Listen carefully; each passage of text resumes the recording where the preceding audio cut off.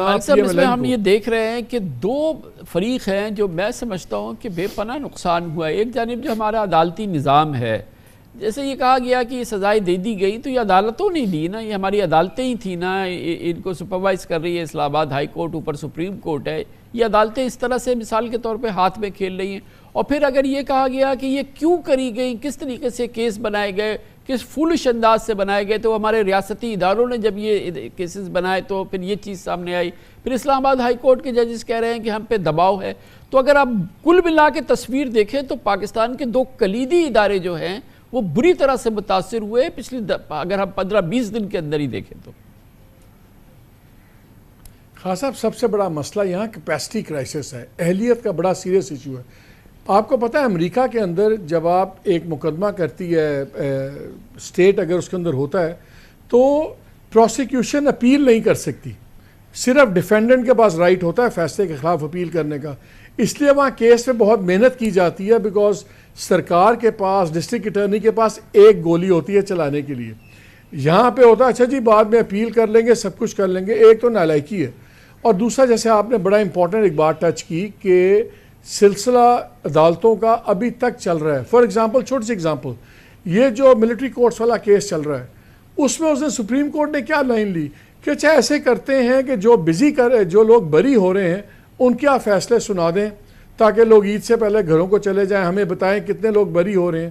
بھائی جب آپ یہ بھی بات مانتے ہیں، چاہے انسانی ہمدردی کہہ لیں، جو مرضی کہہ لیں، تو آپ یہ نہیں ریلائز کرتے کہ جس کو بری کرنے کا اختیار ہے پھر اس کو سزا دینے کا اختیار بھی ہے۔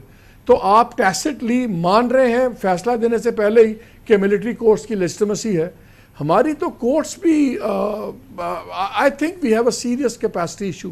اب آپ یہ دیکھ لیجیے جو آج مسئلہ چل رہا ہے، جو فل کورٹ بیٹھی اور آج جو سامنے چیزیں سامنے آئیں تو چیف جسٹس صاحب نے خود بتایا کہ میں نے بلایا پرائم منسٹر کو، ہم نے ان کو نام دیے دونوں، ہم کمیشن پہ ایگری کیے، اور پھر جب ریاکشن آیا میڈیا میں دوسرا کہ یار کورٹ کیوں نہیں اس کو لیڈ کر رہی، تو سڈنلی اس کو سو موٹو بنا دیا۔ جب پاکستان کی ہائیسٹ عدالت اگر یہ دیکھ کے فیصلے کرے گی کہ سوشل میڈیا کیا کہہ رہا ہے یا میڈیا کیا کہہ رہا ہے اور پوائنٹ آف لا پہ نہیں کرے گی، تو پھر کیا گلا کرنا نیب کے پروسیکیوٹر کا یا دوسرے ایف آئی اے کے لوگوں کا۔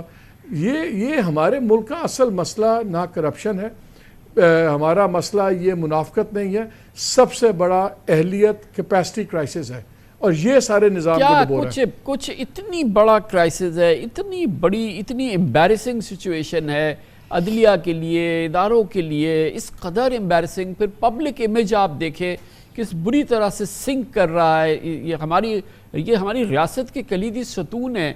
کیا اس سے کچھ آپ کو لگتا ہے، امید ہے کہ کچھ بہتر صورتحال نکل آئے، کچھ حالات میں بہتری آئے، عدالتی نظام میں، نظام انصاف میں بہتری آئے، ادارے کچھ اپنے انٹروسپیکشن کریں، کچھ ہے امکان؟